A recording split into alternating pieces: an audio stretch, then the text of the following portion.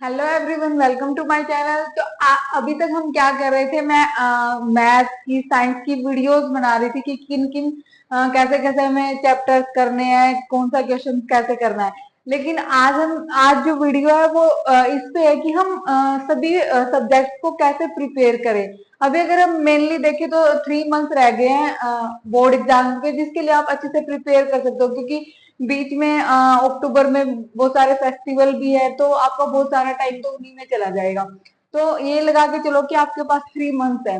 लेकिन क्या है, जैसे अभी प्री बोर्ड एग्जाम हुए हैं, तो उसमें क्या है, जैसे जो बच्चे बहुत हार्ड वर्क कर रहे होंगे तो उनके एग्जाम अच्छे गए होंगे, नो डाउट। लेकिन क्या है कि कुछ ऐसे बच्चे की जिन्होंने पहले इतना सीरियस नहीं लिया हुआ, तो उनको क्या लग रहा होगा कि प्री बोर्ड एग्जाम के बाद उनको थोड़ा एक डर हो गया होगा, हम कैसे करें, अभी तो बहुत कम टाइम रह गया है, हम पूरा सिलेबस कैसे प्रिपेयर करेंगे।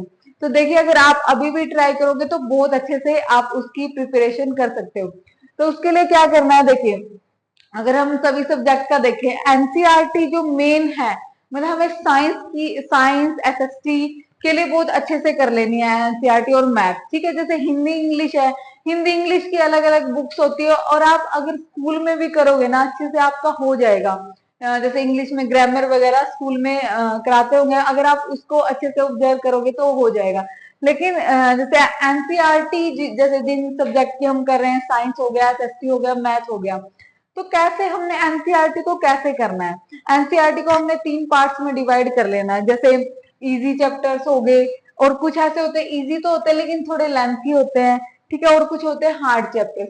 तो पहले आपको क्या करना है, पहले आपको इजी चैप्टर्स उठाने हैं। इजी चैप्टर मतलब कि जिनको आप थोड़े टाइम में और बहुत अच्छे से कर पाओगे, ठीक है। तो आपको, और उनमें क्या है, आप अच्छे मार्क्स भी ले सकते हो, तो आपको पहले इजी चैप्टर्स को प्रिपेयर कर लेना है। और प्रिपेयर करने का मतलब ये नहीं कि सिर्फ आपको एनसीईआरटी को रीड करना है, उसके एक एक वर्ड को, जो जिस भी वर्ड में आपको डाउट लगे उसको अच्छे से समझना है। क्योंकि क्या है, कंसेप्चुअल क्वेश्चन आते हैं साइंस में, ठीक है।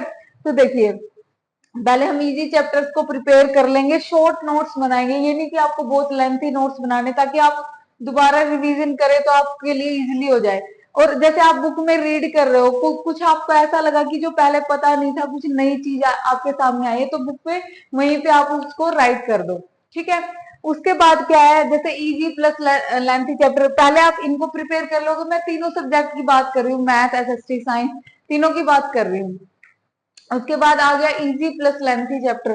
तो क्या करेंगे फिर, इजी वैसे तो इजी है लेकिन लेंथी, हाँ उनमें थोड़ा टाइम लग जाएगा आपको, लेकिन वो चैप्टर इजी होंगे तो आपके लिए मार्क्स लेना उनमें ज्यादा इजी रहेगा। तो आप क्या करोगे, उसके बाद इनको प्रिपेयर करोगे, या हो सकता है कि हाँ, एक चैप्टर आप इससे उठा लो, एक चैप्टर इससे और एक चैप्टर इससे, ताकि, क्योंकि सिर्फ अगर आप हार्ड हार्ड करते रहोगे ना, तो आप ऐसे, मतलब कि आपको बोरिंग लगने लगेगा कि मैं कैसे करूंगा, कैसे हम इसको प्रिपेयर करेंगे, ये कब कंप्लीट होएगा, नोट्स कैसे बनाएंगे। तो उसके बाद प्रैक्टिस भी करनी होती है। तो आप क्या करो, मतलब कि तीनों को जैसे एक एक चैप्टर उठा लो, तो आपको बोरिंग भी नहीं लगेगा वो, ठीक है। और जैसे अलग अलग सब्जेक्ट के आप इसमें उठा सकते हो ऐसे चैप्टर्स, ठीक है। इजी प्लस लेंथी चैप्टर के बाद लास्ट आपको करना है हार्ड चैप्टर, ठीक है। देखो, आपको मतलब सिलेबस में ये नहीं कि कुछ छोड़ना है, क्योंकि अगर आप अच्छे से प्रिपेयर करोगे तो तभी आपके अच्छे मार्क्स आएंगे। तो आपको क्या है, तीनों करने हैं, ठीक है। इजी चैप्टर आप, मतलब ये नहीं कि हाँ चलो बहुत सारा टाइम हमारा चला गया, लेकिन अभी भी अगर आप सीरियस होके हार्ड वर्क करोगे तो बहुत अच्छे मार्क्स ले सकते हो, ठीक है। उसके बाद हम करेंगे हार्ड चैप्टर। तो तीनों के लिए ऐसे ही, मैथ साइंस इंग्लिश। जब आपको पूरा सिलेबस अच्छे से, आपको ये लगेगा ना कि हाँ एनसीईआरटी मैंने अब सही से कर लेनी है, तो उसके कर लिए, तो उसके बाद आपको क्या करना है, जैसे सैंपल पेपर, ठीक है, अलग अलग सैंपल पेपर से प्रैक्टिस करोगे। प्रीवियस ईयर जो क्वेश्चन है, प्रीवियस ईयर से आपको पेपर का आइडिया लग जाएगा कि किस टाइप से कैसे क्वेश्चन आ रहे हैं और मेरी कितनी प्रिपरेशन। जैसे सैंपल पेपर करोगे तो आपको कितनी आपकी प्रिपरेशन हो गई है उसका ये भी पता लगेगा, और कौन सा टॉपिक आपका वीक है और कौन सा टॉपिक आपका बिल्कुल अच्छे से प्रिपेयर्ड है, वो भी आपको पता लग जाएगा, ठीक है। तो इसके बाद एनसीईआरटी तो करनी है, ये नहीं कि हाँ एनसीईआरटी के बिना कोई आपके पास कोई और अदर वो नहीं है कि चॉइस कि आप कर सकते हो किसी और में। तो एनसीईआरटी तो आपको करनी ही करनी है अच्छे से। एनसीईआरटी के बाद क्या है, प्रीवियस ईयर क्वेश्चन और सैंपल पेपर।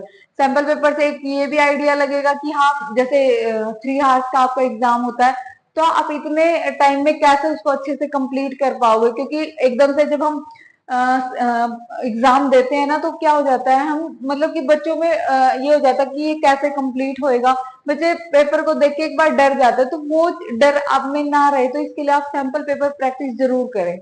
ठीक है, तो आपको इस तरह से एक मतलब कि बहुत परफेक्ट स्ट्रेटजी बना लेनी है कि आप 3 मंथ में कैसे कंप्लीट करेंगे। लेकिन हाँ, जैसे बच्चे टाइम टेबल बनाते हैं, टाइम टेबल क्या होता है, 2-3 दिन के लिए फॉलो करेंगे लेकिन उसके बाद ऐसे ही है। हाँ, लेकिन आप क्या है, कंटिन्यू पढ़ो कि हाँ, ये नहीं कि आपको टाइम वेस्ट नहीं करना, हर रोज आपको जैसे अलग अलग सब्जेक्ट के क्या है, जो चैप्टर्स को अगर कंप्लीट ना कर पाओ, हाफ चैप्टर ऐसे करना ही है, तभी आप मतलब कि एग्जाम टाइम तक बहुत अच्छे से प्रिपेयर हो पाओगे। अगर आपको फिर भी कोई डाउट है तो आप कमेंट बॉक्स में कमेंट कीजिए।